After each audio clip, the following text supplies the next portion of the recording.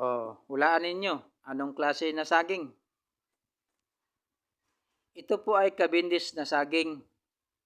Hinog, matamis.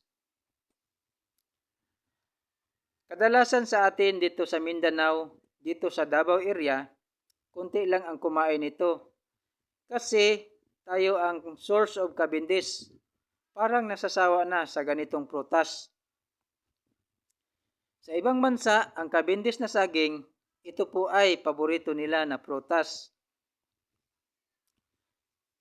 Most of banana sold commercially are Cavendish bananas.